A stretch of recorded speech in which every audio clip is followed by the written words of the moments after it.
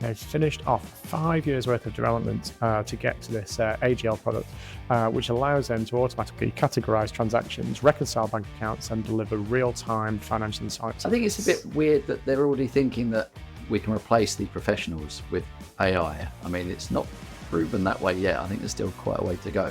The train doesn't stop rolling. It also gives us a further nudge upwards into being able to deal with slightly larger businesses. Any more that you can give us a little teaser? We're joined by the infamous Dan Cockerton, known for his time at Xero, but mostly for the launch and rise of the Digital Accounting Show, which is pretty much tomorrow. Dan, how are you feeling about that? We can't wait for everybody to come down to the event tomorrow. It's going to be a phenomenal couple of days. I had open heart surgery, one of my valves replaced. It gives you a different perspective on things. I'm trying to get emotional. Just want to say thank you to everyone for all your support over the last few years. It really means a lot, not just with the show and everything that's going on, but with my family and everything that's going on with Oscar as well. So just want to say a massive thank you to everyone for your support. Hello and welcome to this week's Digi-Tools in Accrual World episode, brought to you by the Digital Disruptors. This week's episode has been brought to you by the series sponsor of FreeAgent, which is why I'm wearing my lovely blue coloured jumper. It's not got quite the right logo on it. It's a bit of retro. John's is the same. We're still waiting for our swag, so that's why.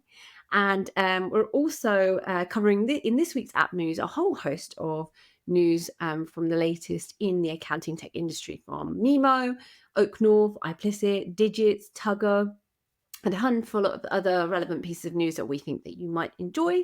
And we'll also be joined by Dan Cockerton, who is talking to us about his recent decision to to release the value of the asset that he's created in the Digital Accountancy Show.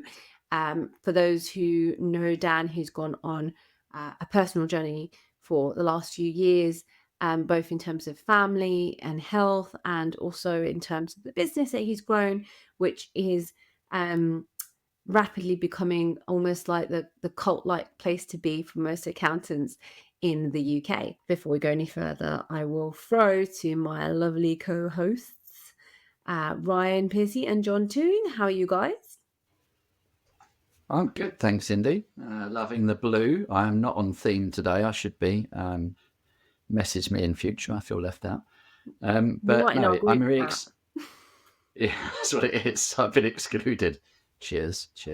No, I'm really looking forward to Digital Accounting Show tomorrow, because it's going to be a big one, I think. The last one before it moves to the Excel next year and to its new time in October. So, yeah, last one of spring in the Battersea venue. I'm going to miss that venue. I'm going to miss it because it's a lot of fun. And I still have flashbacks of seeing John bobbing with his inflatables in the after show, right? I'm sure there's still videos. Everyone remembers that, Indy. It's a very proud moment in my career. Yeah, I have to say a lot of thanks to a lot of people that helped make that happen. Yeah. Was that the peak? Has it all been downhill since then? That's probably, yeah. Certainly when I went skiing, it was anyway. That's for sure. Yeah. I mean, great news from Dan, right? And very exciting times for him. And always looking forward to DAS, and looking forward to much more AI chatter, because I think that's where they did the really big stuff from Jason Stats last year. And we've got more of the same to come this year, I'm sure. And and I think a great move from the team there to kind of move into the latter half of the year for next year and the plans. But a different kind of challenge moving to the Excel for them, I'm sure. So exciting times all around. Yeah. So without further ado, should we kick on to our app news for the week?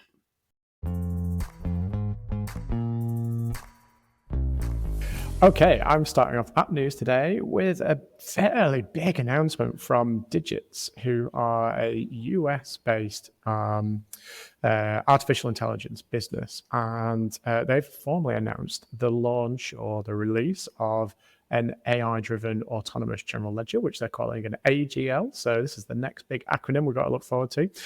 For those of you who don't know much about digits, there's a business that I came across probably about 2, maybe 3 years ago, effectively offering, I guess, a chatbot that does similar things to kind of the things that Jax and Peg that Sage used to do, which is basically plug it into your general ledger product. It's got to be a cloud one, and then you could ask questions about all sorts of things, and it would present and return the information back to you, and either text or graphically and stuff. And it was a pretty neat little product. I always used to really like digits, but very much US based. But anyway, this big announcement from them, which happened just a couple of weeks ago, so early part of March, is that they've finished off 5 years worth of development to get to this AGL product, which allows them to automatically categorize transactions, reconcile bank accounts, and deliver real-time financial insights. And they've got some huge investment from the likes of SoftBank and others who have piled tons of cash into them over time as they've built this out.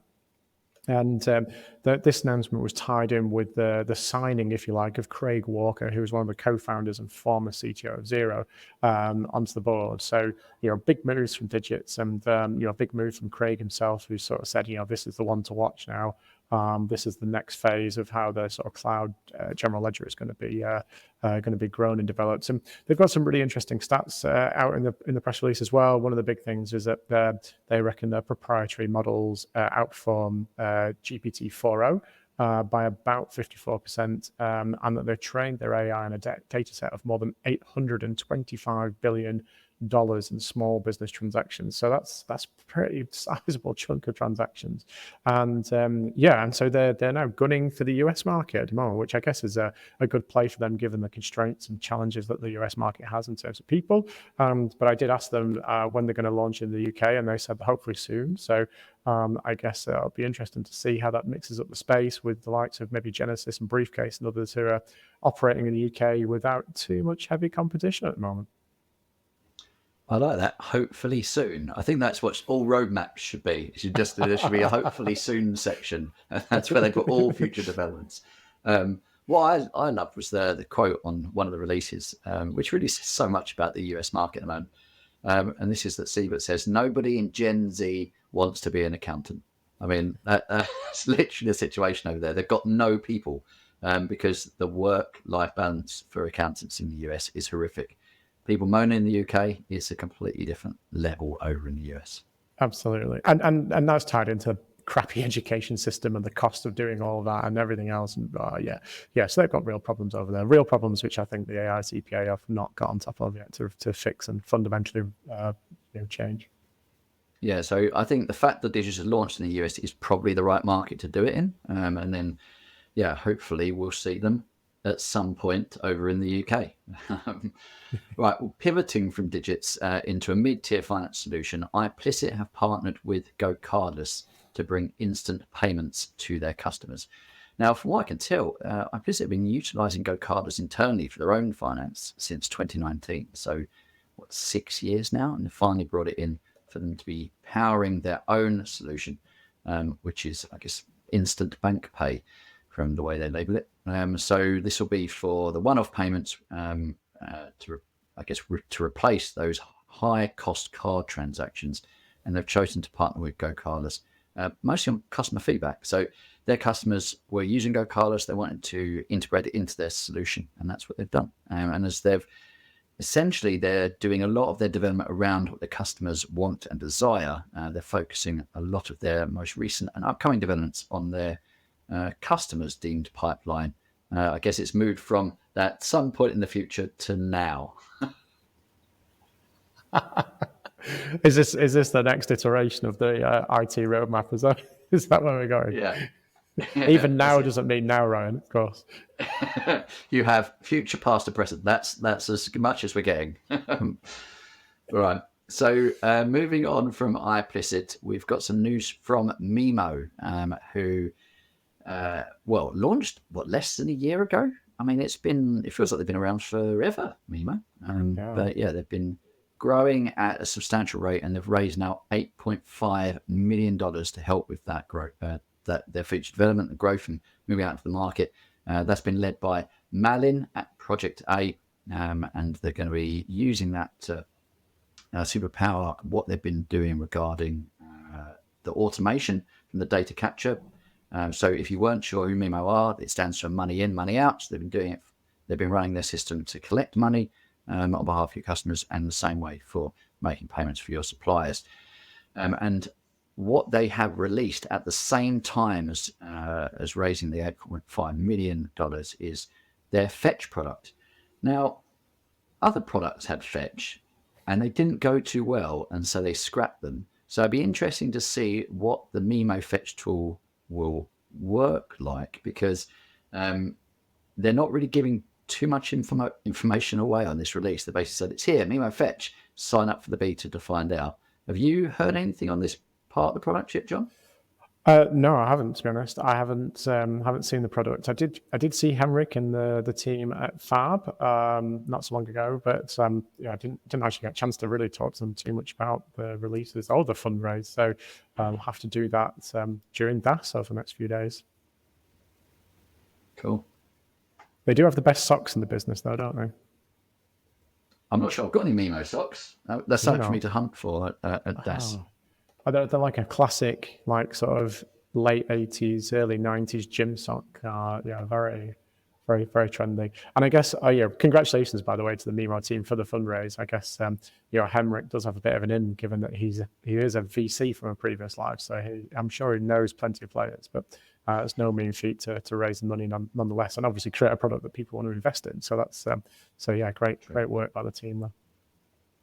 I've got a little bit of other exciting news, which came from Oaknorth, which I think, maybe for me at least, it's a little bit surprising, but it was announced that they had to become the parent of a US bank called CUB, C-U-B, over in the US. And this is off the back of part of their expansion work into the US market. And CUB stands for the Community Unity Bank, which is based in Michigan. An interesting time. I mean, for anyone, again, that doesn't really understand, the US banking market is quite a small provincial market insofar as, you don't have this concept like we have really in the UK, where you've got a small number of sort of high street banks like NatWest and Lloyds, etc., with a bunch of challengers coming into the market. It's a much more sort of regionalized, banking sector with one or two big banks like Bank of America, for example. But there's no details in terms of like what the deal value is and things like that. So, there's nothing published or available that we can figure out. There is an insider that says it's worth tens of millions of dollars, but I mean, that's about as vague as it possibly gets. And Oaknorth didn't comment on the deal themselves either. They have raised a significant amount of money in the past, and they're also backed, ironically, by the same people that have put money into Digits that we just talked about, so SoftBank. Not too bad. But just some quick stats on Oaknorth. I mean, they have lent close to £12.5 billion, and they reckon that they have an industry-leading loan default ratio, which means that they're not losing as much money as other banks on their loans. And they also paid out £30 million to shareholders in their maiden dividends. So not doing too badly. And their pre-tax profits in 2024 were up to £214 million, which is an increase of around about £30 million. So yeah, not too shabby. But yeah, interesting that they're moving into the US, and part of this expansion, like I say, is to get in with CUB, and they have made around about $700 million worth of loans in the US market in the last year or so. So continued expansion from Oaknorth, which is exciting to see. Yeah, it's a very good testament to what can be done in the banking space if you get it right. Yeah, for sure. And I mean, Oaknorth's little one is, it sort of, I think in the UK, at least for me, they feel like they blow a little bit hot and cold because they had a big presence and then they sort of pulled away and then they kind of came back into the market, obviously doing well with all of the stats and everything else we just talked about. But yeah, good for them. Happy days. And I guess they've got plenty of noisy neighbours, haven't they, if you like, if you want to use that analogy. Anyway, moving on then, if we're going to continue our AI theme, I just thought I picked up something that I thought was really interesting from I guess if you're a UK person, said ZD.net, but ZD.net, which is if you're American. And they were talking about the fact that you need to forget SaaS. The future is services as a software, thanks to AI. And it was really interesting. There's like a quick article just going over like how AI is changing things. There was a survey done of around about 1,000 businesses, which said that 60% are already looking to procure services as a technology offering. So this is basically, I guess, where things like law, accounting, and other things are being rebadged with technology wrapped into them almost completely.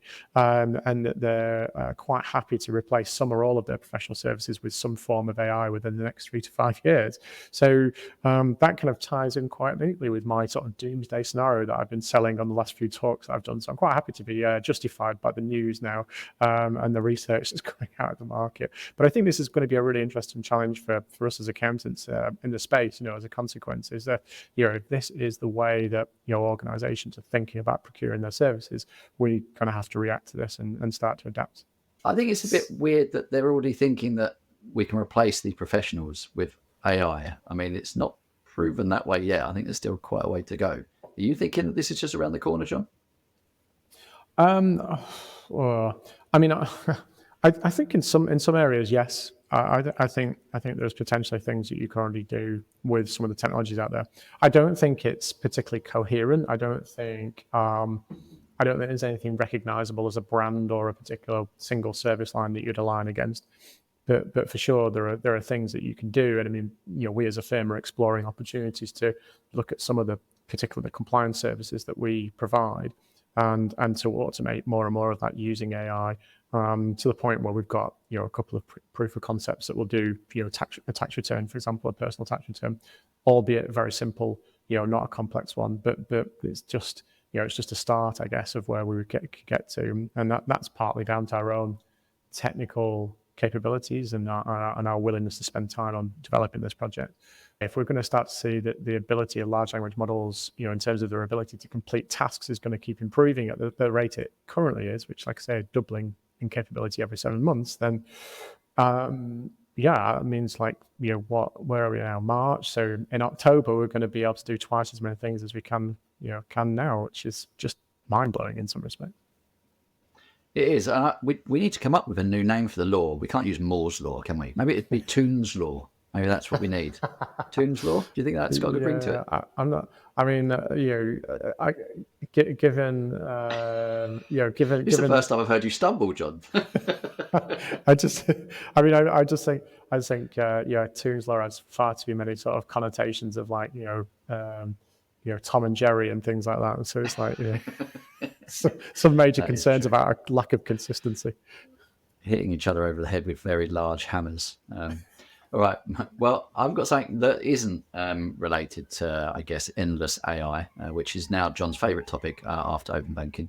I've got something from Tugger, which is the advanced reporting tool that can connect into the likes of Xero, QuickBooks, and then additional systems that are not financial, such as HubSpot, SimPro, Harvest. So sucking all the data from various different platforms together and presenting dashboards on them. They have released their first partner program.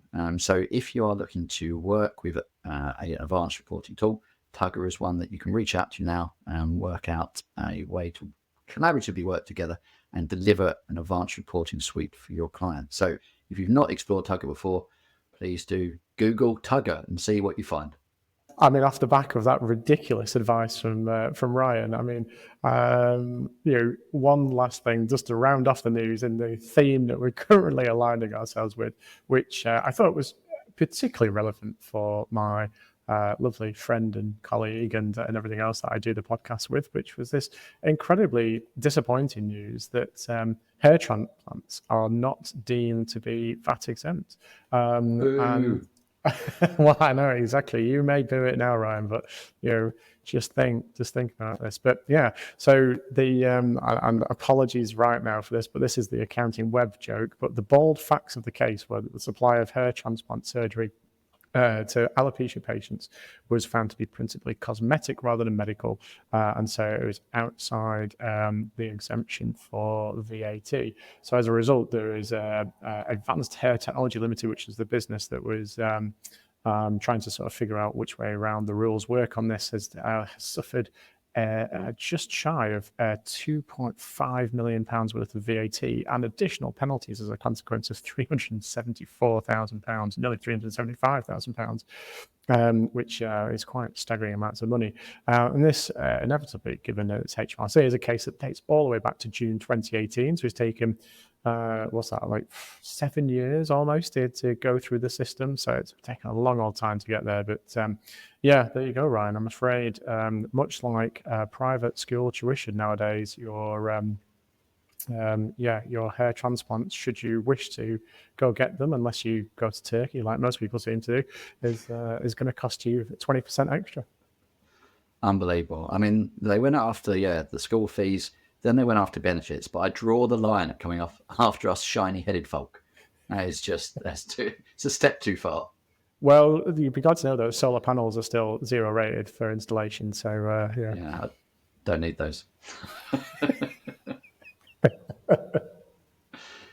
Anyway, moving on.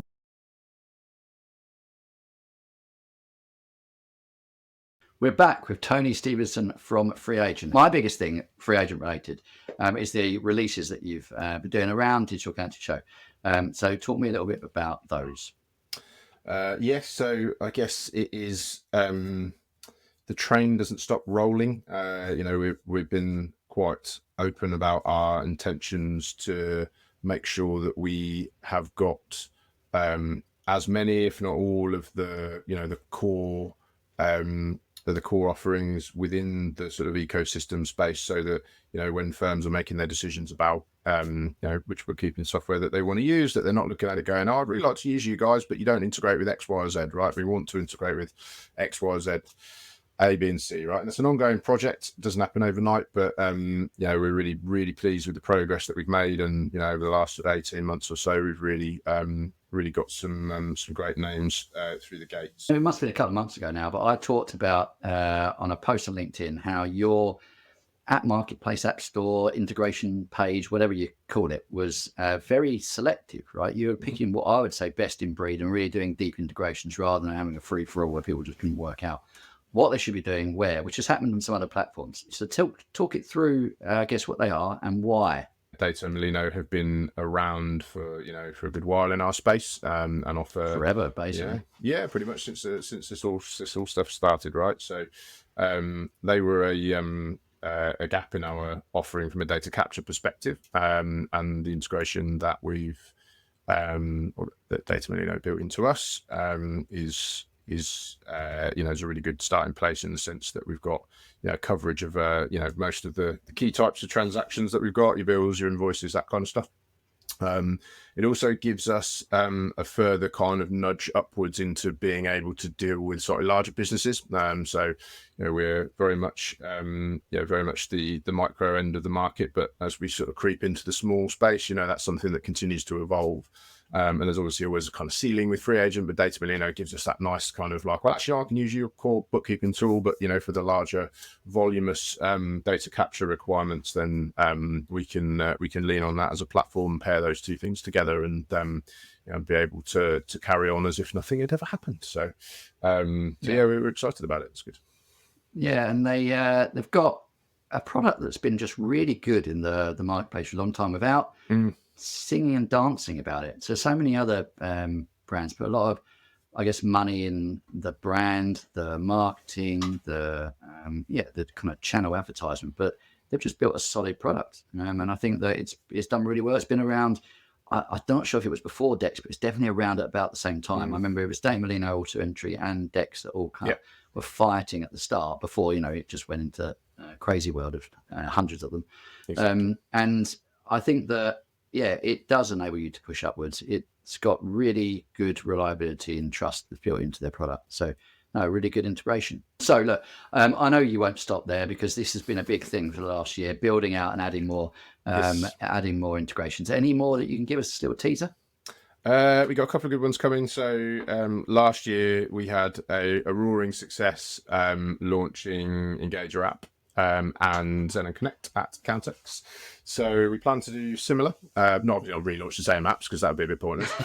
Well, maybe not actually. I'm sure we'd all get plenty out of it. Yeah, we'll do the same thing again. If in doubt, just repeat. So now we've got a couple more coming. One is in the sort of AI space, and another one is in the payment space. Both exciting, and again, new kids on the block that are looking to stretch what's capable and what's possible in our world. So both great teams to work with. So keep your eyes peeled at Countex. There'll be a couple more launches going. Cool. Well, we do love those apps that disrupt, right? It seem to play well with us, and excited to see where this goes. But no, thanks again, Tony, for coming on and talking us through some of the more recent integrations into FreeAgent as your platform continues to expand. Indeed. Thank you, mate. Always a pleasure. So today we're joined by the infamous Dan Cockerton, known for his time at Xero, but mostly for the launch and rise of the Digital Accounting Show, which is pretty much tomorrow. Dan, how are you feeling about that? Yeah, cheers, Ryan. Yeah, we are all hands on deck. The team are working really hard to make sure that everything's set up, AV, stands, production, lighting, registration desks. We're there now, so we can't wait for everybody to come down to the event tomorrow. It's going to be a phenomenal couple of days. The speakers are in, some have flown in from all around the world, and people are starting to arrive on site. So we are absolutely buzzing. Everything is looking good. And we've got a few surprises in store as well. So can't wait to welcome everyone tomorrow. And we've got some, you've had quite probably some big news over the last few weeks. Firstly was the announcement of the fact you're going to be at the Excel next year. Big news, much bigger space, I assume. Yeah, I think when people come down tomorrow, Ryan, it'll be quite obvious that we are at full capacity at Evolution. Love the venue, love the location, love the look and feel of the place. It was the perfect next step for us, but we're at capacity. We're at capacity from a footfall perspective, from a staging perspective, and from a stands perspective. So for us, we're bursting at the seams. So we wanted to move to a venue that allows us to create the same sort of magic and environment, but in a much bigger space. Yeah, I mean, you've got a very much a defined theme for or style for the way Digital Accounting Show works. Yeah, we've just tried to create our own identity. So when you come into the show, it just feels much different to anything else, and hopefully that means it's more memorable. The social media goes crazy. It helps from a marketing perspective. And we just want to create spaces and environments that decision makers and accounting firm owners are happy to come down, network, listen to talks, and do business ultimately. So, and Excel kind of ticked all the boxes for us. Yeah, and a key part of, I guess, doing the show is to provide the information for people that leave it to think, this is what I want to do in my firm. But to get them really energized, you need that atmosphere. You need people to feel like a buzz, because everything just sticks more. And you as soon as you go, you want to put things in action rather than just go, oh, I've learned this, and then you just put it to the side. So I think that whole style really helps bring that. And that's what I've always felt at Digital Accounting Shows. When I leave, I'm like, okay, I'm putting these things in action I've just learned, because I'm just so energized about it. Yeah. But the big news, the main news that I guess I wanted to pick up and pick your brains about was the fact that you are no longer the owner, as far as I'm aware. You've sold the Digital Accounting Show, Dan. Talk us through it. Yeah, so thanks, Ryan. Yeah, so the Digital Accounting Show has been acquired. It's been acquired by an amazing company, and the more we get to know the people there and the business, the more it kind of really feels right, and we know that I'm handing over my baby onto a company and a great home. But yeah, we've been acquired by EasyFair. So for us as a leadership team, for us, the mission has always been to impact the accounting profession on a global scale, not just the UK. Like even in the UK show this year, we've got 30 to 40 odd accountants flying in from Finland. We've got another 40 flying in from Romania. We've got people coming in from all over Europe mainly to come to the show. And for us, we really wanted a global reach. EasyFairs were at the show last year. They absolutely loved it. We started some discussions. But in terms of taking the show international, geo-cloning it in other territories around the world, kind of EasyFairs, it's their bread and butter. They're a much bigger business. They've got lots of resource. They're going to help us grow the London show and invest into that. And then their ultimate goal is to launch the brand overseas as well. And we're really, really excited. And the culture and the people above anything else are really, really amazing. And you'll meet some of the team at the show tomorrow over the next few days. It must have been a tough decision. I know that you've shared some information on LinkedIn about some of the, I guess, your health struggles over the last year. So talk us through kind of what led to making this decision to sell the show. Obviously, you said from an investment perspective and growth, but was there more to it than that as well? Yeah, so you're right. So the first reason was just having the resource to grow the business to new levels, and the second reason was I had quite a big heart operation last year. I had open heart surgery. One of my valves replaced. And anybody that's been through kind of major surgery like that, and you've been through the recovery process, so it was a 6-month full recovery for me. It gives you a different perspective on things. You look at things differently. You go through quite a brutal experience whilst you're in hospital, and you go through something like that. Now I feel better than ever, fitter than ever, healthier than ever. I believe everything happens for a reason, and I look back and I feel like now is one of the best things that ever happened to me. And also, I've got a 4-year-old who has a syndrome called Usher's disease, which means that he was born deaf, and when he begins to hit his teenage years, he's going to begin to lose his sight as well, which is quite hard as a parent to be able to deal with. So moving forward, there's other things that I want to do to support Moorfields Eye Hospital and that cause as well. So yeah, there's kind of all these things in the pot, and it just felt right. I felt like we were handing my baby over to a really good group of people. So yeah, there was the health reasons and family reasons as well. But you're still going to be involved, right? You're still there, kind of driving things forward. Yeah, absolutely. Yep. James and I and the team are going to be around for a number of years to drive the business forwards, maintain relationships, and can't get rid of us just yet. And we love it. We absolutely love the impact that the show is having on the profession. Does that mean you're still opening the show? Absolutely. Yeah. They can't drag me away from that anytime soon, right? That's my favorite part of the year. Well, the opening kind of show is kind of getting up there and speaking is a little bit more nerve-wracking. But we'll still be around the show. Obviously, what's the word? A lot of it is our work and our thinking and our imagination that you see up there. So no, we're definitely around for a number of years. But coming back to your point on culture and that sort of stuff, and I know every kind of company says this when they've been bought, the culture seems to be the same. All I can say is, having met the Easy Fares leadership team a number of times now, if the business values and culture reflect anywhere near what the guys in the leadership team are like, then we've made the right decision. They're a great bunch of people. And what's also reassuring is a lot of people from the events industry, when we announced the news last week, messaged me directly saying, Easy Fares, great business, great people. So that's really reassuring as well. But no need to be nervous. Just expect more of the same. We're going to continue the magic from Battersea over into Excel. Even more so, the production levels are going up. The attendee and exhibitor experience is going up. We're doubling down on content. And we just want to make sure that we keep raising the bar. We went from the Tottenham Stadium to Battersea, which was a level up, and now we're going Battersea to Excel, which for us is a really proud moment as well, because I remember looking at Excel when we first launched the show, and I said to James, one day we might be able to run an event here. It's like the Wembley Stadium of events. And I know people have kind of preconceived perceptions about Excel a little bit. I totally get that, because 99.9% of the shows that you go to at Excel are very traditional expo, trade show type events. We are still maintaining this. How do we, when people walk into the venue, how do we blow them away?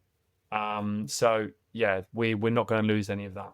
And we're also, the other thing I forgot to mention was we're moving the date. So we're moving it from a very congested first half of the year in the accounting events world into the second half of the year where, there isn't really much going on apart from Accountex North, which is running September, I believe. And then our kind of main show will be in the 7th and 8th of October 26. Great to hear. Finally, we get some respite at the start of the year, Dan. Thank you for that. Just means it's a year and a half waiting for the next digital accounting show, and hopefully everyone can cope with that. Look, I want to close with a question that I guess is a bit personal, and it's up to you whether you answer it. But whenever I guess people create a business, they're not necessarily thinking about what they're going to get out of it. Some people do; they're planning for the exit.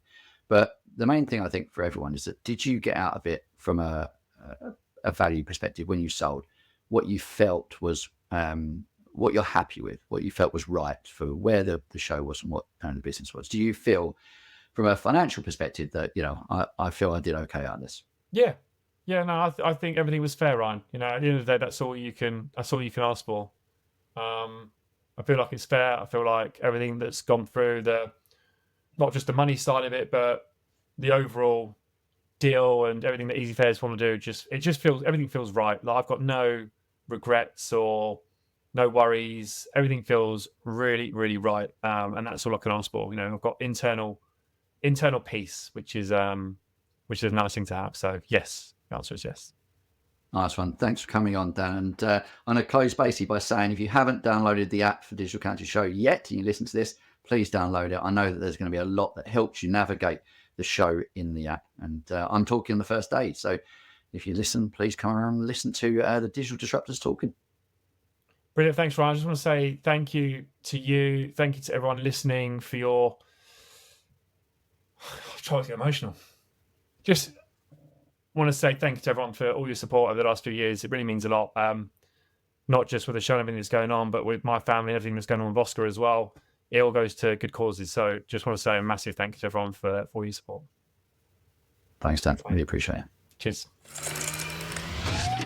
Thanks for joining us on this week's episode. We hope you enjoyed it. And if you've got any questions, any feedback, any comments, or just would like to shout out any particular features that you thought were interesting, then you know what to do. You can get in touch with us via our community. So if you're not already in our WhatsApp group chat, then you're missing out, because Mr. John Toon is making sure he's marketing the latest and greatest Digital Disruptors events for you guys to connect at the upcoming accounting tech events in the calendar. And if not that community, then you are, of course, welcome to get in touch with us directly via LinkedIn or to reach us via our website. So thanks for catching us on this one. We'll see you on the next.